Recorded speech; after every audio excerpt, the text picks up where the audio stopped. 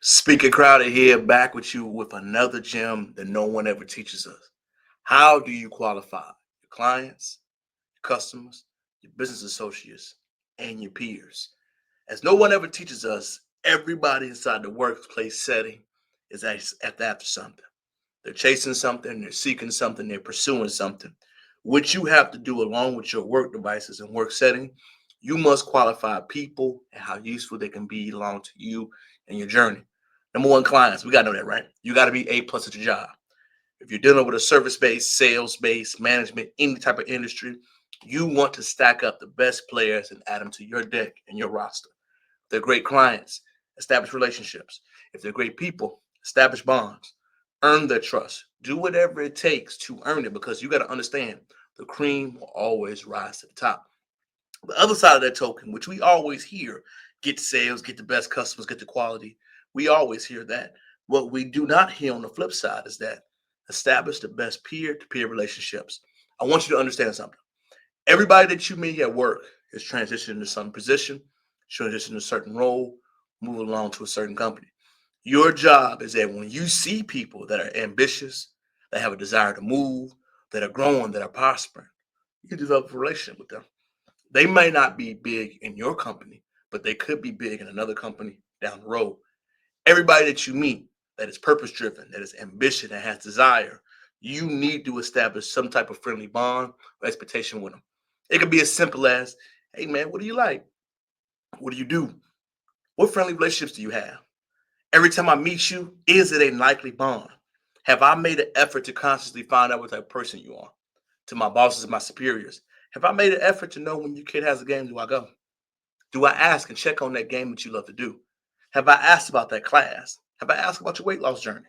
Have I asked what you are working on personally? Any way for me to establish rapport with you? Outside of the work settings, that matters, right? You're going to have the daily day expectations, what you're working on, yada, yada, yada. But if you can establish a rapport with any of your peers, your colleagues, or your supervisors outside of that, you're going to leg up. When you see them talking about something, your work colleague, your bosses, anybody, make an effort to go. You know the reason why it's such a big deal? My first role I had, I'll get my first supervisor, I won't mention his name. His son was a huge basketball enthusiast. Mind you, this gentleman's from a different country. What he was asking about was how to get assimilated in basketball. Different didn't really know, but he was definitely had desire to grow with it. I can really see that he was really inspired by his son, really going to his son games and etc. What I did is that once he told me about his son games, I went. You know what I did not realize how big of a deal that was to that gentleman is that I went to that game to show love because I want to show him that I'm here for you no matter what. What most people did not know is that nobody else went. And I could tell along my career that he would definitely mention that and offer to help me with that role all the time. What people don't realize is that the small things that may be to you could be a big deal to somebody else. Plant that seed, go after that client, pursue that goal, but make sure you qualify people. And we're not just qualifying as meaning what they're worth, but you make sure you give them something. Give, give, give, then ask big. That's one of the crowded methods. Make sure you give, give, give, and you ask big for something in return. Everything to our relationship in life with people is about relationships. Once you qualify them, once you understand what direction they're going into, once you understand how you could be a benefit to someone, that is when you will see your life start to grow slowly and more prosperous. Along with you working and doing everything else you got to do inside of your setting, y'all. Remember, the relationships you develop, you cultivate, you build with clients, customers, business associates, leaders, is all on your shoulders. Figure out a way how to make it happen. Don't be too silly. Don't be too undesirable where you want to do everything. Make it natural. Make it cautious. And remember, the number one rule when you qualify and you're talking to anybody, be interested in what they're saying. Be interested.